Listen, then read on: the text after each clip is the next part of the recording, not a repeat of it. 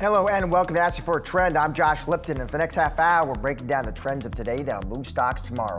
There is a lot to keep track of, so we're focusing on what you need to know to get ahead of the curve. Here are some of the trends we're going to be diving into. The S&P posted a slim gain on Tuesday as investors built on the previous session's gains, which were largely sparked by hopes of U.S. tariffs being narrower in scope. Markets mostly look past consumer confidence data released Tuesday, which reflected a significant drop in U.S. consumers' near-term outlook on income, business, and job conditions. We're going to dive into the rest of the day's market trends. Then, amidst economic uncertainty, discretionary spending and foot traffic are seeing declines. We're going to take a look at recent trends in retail. Plus, markets, we're anticipating a big rebound in M&A activity in 2025, but just 3 months into the year, deal flow looking sluggish. We'll explore the current state of the deal-making landscape.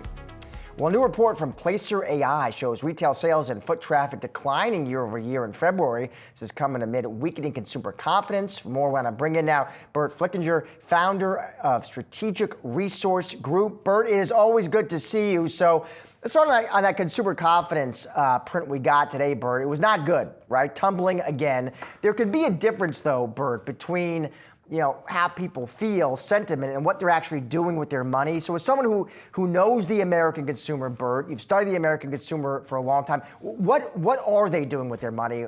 How are they spending? What are they spending on? Josh, they're not spending, they're saving. And to your present point with Placer AI, as you and your team reported on Yahoo Finance so well earlier today, University of Michigan consumer confidence, Josh, was down to a 12-month low. The Placer AI study that you referenced, it's the first time in history that all 24 categories are down simultaneously. There's no up. There's no up even in groceries. And between the unprecedented price gouging of consumer products companies, putting people into the poorhouse, and the 12 monthly expenditures, Josh, that we track at Strategic Resource Group, for the first time in over 100 years, all 12 consumer expenditure categories have hit record highs. So the consumer's got no place to go, 1.5 trillion in debt, and 70% of shoppers living paycheck to paycheck. And this is an alarming report of unprecedented proportions, which is a really negative consideration for the economy, for the future, for this calendar year and going into next calendar year. And Bert, what do you think what's worrying our friends and neighbors? Because some could look and say, listen, sentiment's one thing, but broadly, they'll say the economy still looks relatively solid. The labor market still looks relatively stable. So what is worrying consumers?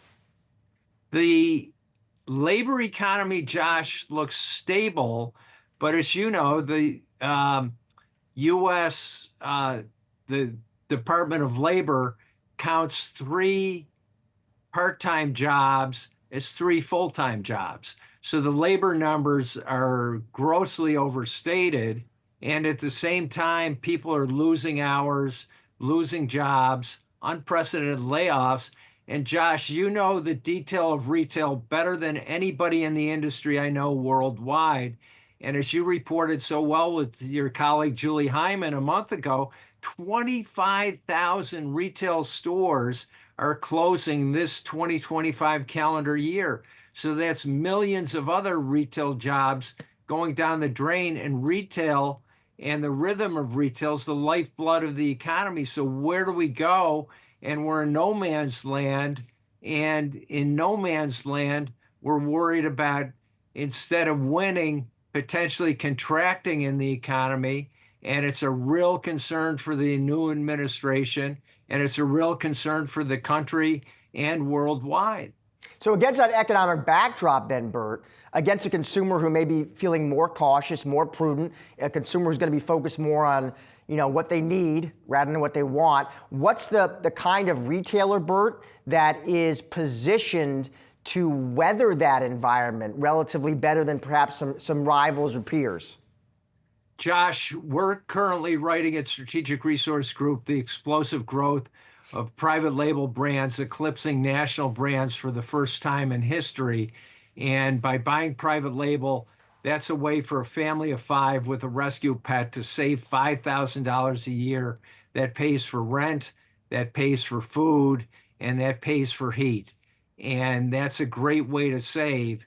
And with gas prices going down, that will help. But with insurance prices increasing with impunity and other costs increasing with impunity, the Federal Trade Commission, the Securities and Exchange Commission, and the government agencies, including the Department of Justice and the state AGs, should investigate the price gouging that's so ubiquitous across the country. And Josh, to your important point, where do people save? They save at Winco, they save at Kroger, they save at Costco, they save at BJ's Wholesale Clubs, they save at Aldi, Trader Joe's, which was co-founded by my great uncle, and they save at Lidl.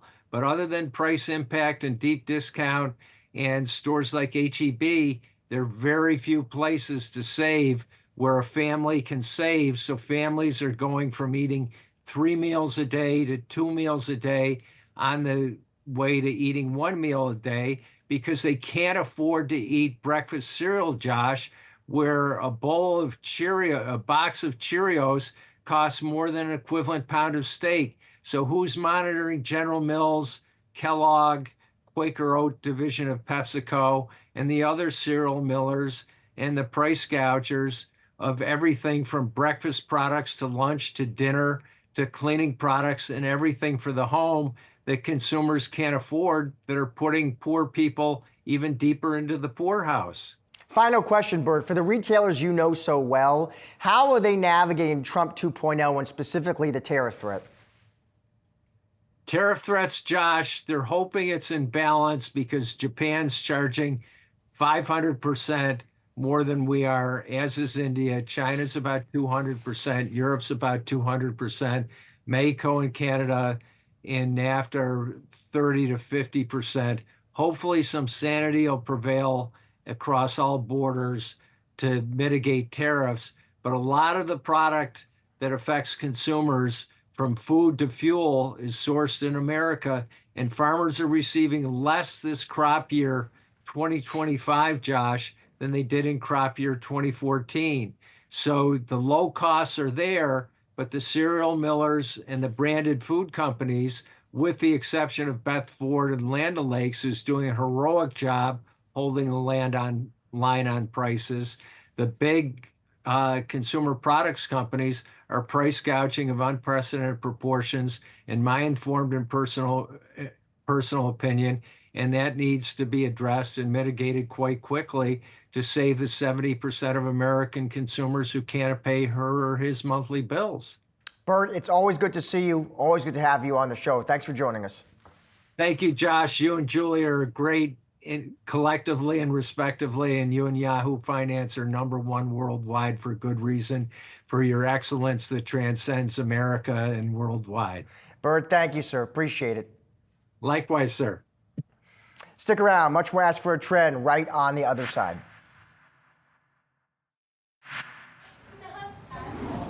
U.S. stocks rising for a third day in a row despite souring consumer confidence. Yahoo Finance's Jared Blickery joins us now with the trading day takeaways. Jared. Well, thank you. I think investors are trying to figure out what this rally means. Is it just a dead cat bounce? Is it buy high, sell low, which is what you don't want to do, by the way. But let me just skip over to the S&P 500 so I can kind of lay out the technicals here. This is a 6-month chart, and I know it's a little hard to see, but I'm going to put the 200-day moving average on it. And you can see yesterday, on Monday, we closed above on that big up day. Now, the problem with that, and by the way, today it has stopped just short of the January lows. So we got another technical hurdle here to clear. But one thing I didn't like about yesterday was it was on low volume. And volume is something that's often misinterpreted. But suffice to say, we are not in the clear just yet with respect to this rally. And it's interesting. I was talking to Victoria Fernandez of Crossmark Global Securities, and this is on Stocks in Translation episode coming out Thursday, I believe. And she was talking about some of these tendencies and how you want to buy low and sell high. Let's take a listen. I think the biggest mistake, and we see it often, and we try to help people understand, we said earlier, don't chase the markets when it's this volatile issue going on. clients tend to want to sell when things are low and buy when things are high, right? That's the opposite Fed's of the job. old adage. That's exactly right. So we want people to take cautious approaches to their investments, really think things through, and have a consistent approach where you're not making knee-jerk reactions to headlines that are out there in the market. Consistency, steady mind, all that good stuff. We are approaching month end, by the way, of course. Anything on my radar as an investor I should have my eye on? You bet. We actually have pension flows in the mix here. So at the end of every month, at the end of every quarter, sometimes pension funds kind of find themselves off kilter and they have to rebalance. And there's estimated that there's going to be $85 billion in pension fund flows at the end of this month. So basically from now until next Monday. And sometimes these are front run and it's not as though they can't do it anytime. But nevertheless, this is supposed to be the greatest imbalance that we've seen since basically March of 2020, and that was a huge deal in the markets. That was, of course, at the pandemic lows. That was a rebound. I remember that time, and pension fund flows were a factor back then. So is it going to lead to a lot of buying this week? Well, $85 billion from pension funds, another $20 billion from target funds. That's $105 billion. If you're keeping track, that's a lot of money. So that could make a difference. That could sway things, and we'll see if we find that in the footprints of the market here. Any downsides to the data you're seeing? Yeah, so we are heading into earnings season, and ahead of that, corporations, they stopped doing buybacks, and they are in the blackout window right now, so you are losing the corporate buyback bid. The good news there is that in a few weeks, basically a month, you will have that buyback bid back. Try saying that 5 times fast. But suffice to say, there's a decent amount of buying that could be done into month end. All right, final Jared Blickery point. Let's do this. Dr. Copper for the win. I've been talking about Dr. Copper, that is copper futures in the U.S. on the CME exchange, finally reaching record highs, and it's taken a while. They've just been crawling higher. But there's the year-to-date commodities. HG equals F is up 30.9%. That is the top of our board. Let me put the one-year chart on so you can see. You got to look at the candlesticks to see the intraday. But finally, we crossed the threshold there, up 5.22. We're up to 5.22 dollars per ton, per pound. Sorry, I don't know the units there. But nevertheless, let me show you the max chart here, and I'll put some lines on it so you can see better. This is definitely the highest price since the beginning of the century. A lot of this has to do with tariffs, traders and investors front-running some of those tariffs, but there's also institutional demand. China's coming back this year. Could be a perfect storm for higher copper prices globally. And there's also a very big steep decline or a steep spread between U.S. copper and London copper. So there's that dynamic as well. We will keep watching. All Thank right, you, buddy. Appreciate it. Stick around. Much more Ask for a Trend right on the other side. With tariff headwinds and policy uncertainty, we're looking at the pace of deal making to start 2025. And Yahoo Finance's Julie Hyman joins me now with a closer look with our chart of the day. Julie. Of course, there were big hopes coming into this year that we would see a reignition of capital markets driving merger and acquisition activity, and it hasn't quite turned out this way. Of course, there was also a lot of enthusiasm for stocks generally, for really a reignition of business activity in general, helped along by the Trump administration. And as we know, that has sort of faded away as we got a lot of tariff rhetoric and imposition of tariffs before we get the other things that markets might have hoped for, deregulation and potentially an additional tax cut, or at the very least an extension of the tax cut. What has all of that meant? It's meant fewer deals than had been anticipated. So this is numbers coming to us from Deal Logic, which tracks this activity. And this looks at year to date, the same period that is, for all of these years going back 10 years. And as you can see, this year is pretty lackluster in that regard. This year globally, there have been about 6,600 announced deals for a total value of about $812 billion. Although that value, according to some estimates, has ticked up a little bit from the same period in 2024. Not only is it worse than we have seen in these past 10 years, it also, of course, is worse than was expected. If you would talk to deal makers at the end of 2024, they would not have necessarily expected this outcome. So it's very interesting to see these numbers start to come in. Now, there are some who watch this trend and say we could still see an uptick in the second half of the year, but especially since some of that deregulation that was hoped for, particularly when it comes to approval of big deals in the tech space, it's unknown whether indeed we are going to see that improvement, Josh, but I know you're going to talk about it. Sure will. Thank you, Julie. For more on the current state of M&A activity, joining us now is John Levin, UBS Investment Bank, Global Head of Consumer and Retail and Healthcare. John, great to see you. Great, thanks for having me. So let's start there, John, just big picture. I'm curious what you're seeing in the M&A environment. Now, John, how it compares to what you were seeing 6 months ago and 12 months ago, especially, John, as Julie was just talking about there, with all the uncertainty, how that's impacting deal making. Happy to answer that. I mean, I definitely agree with some of the points that were made there. I think at the start of the year, for example, there was a lot of expectation on significant increase in M&A activity.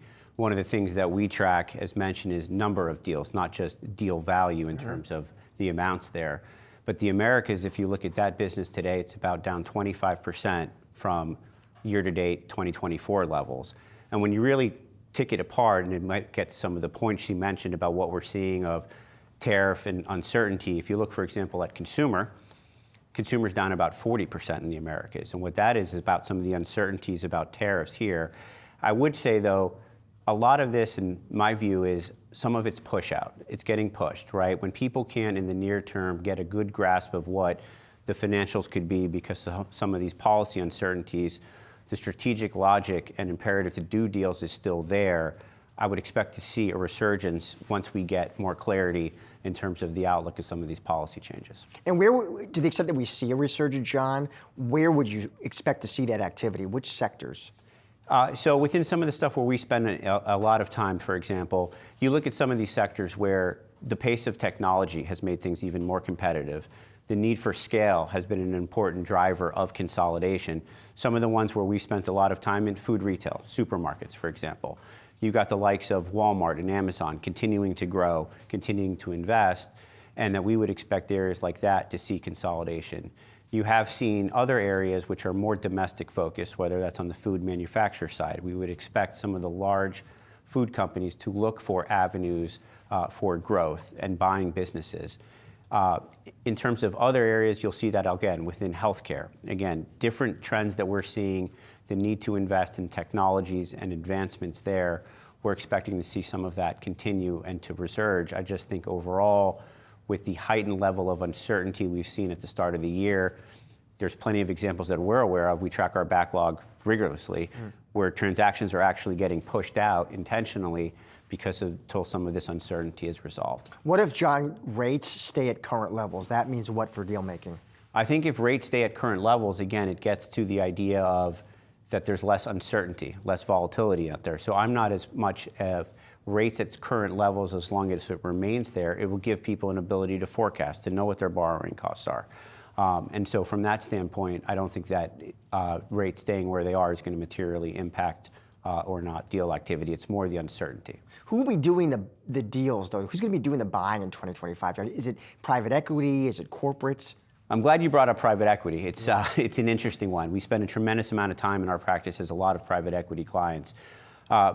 Private equity, I think, when we think about it, and you guys have spoken about this over time on the air, has a tremendous amount of portfolio companies that are still sitting there owned by them. And everybody has been talking a lot about the pace at which those are going to be monetized. Quite frankly, there's a question on the valuations at which those are marked in their portfolios. We're seeing more and more deals get talked about using hybrid solutions. So what is that?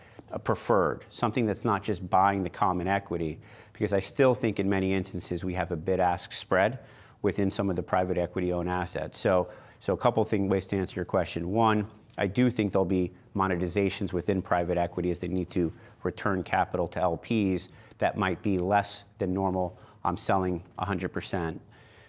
Two, I think the private equity community continues to want to put a tremendous amount of capital to work, and they're looking for those bespoke deals. What we're seeing is much more proprietary deals and things like that start versus broad processes given the uncertainty. So I do believe that you'll see private equity activity especially pick up in the second half, but as well as a lot of the strategics.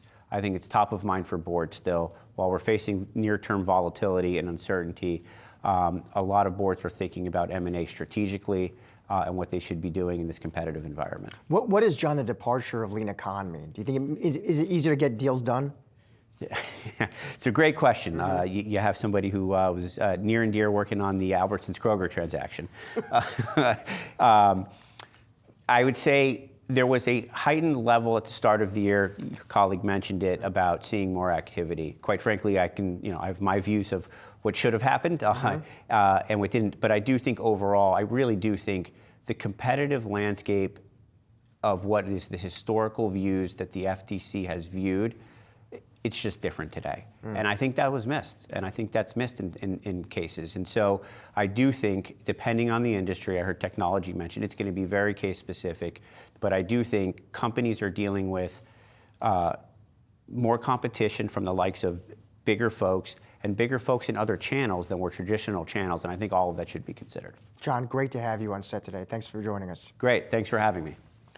That is a wrap on today's Ask for a Trend. Be sure to come back tomorrow at 4:30 p.m. Eastern for all of the latest market moving stories affecting your wallet. Have a great night.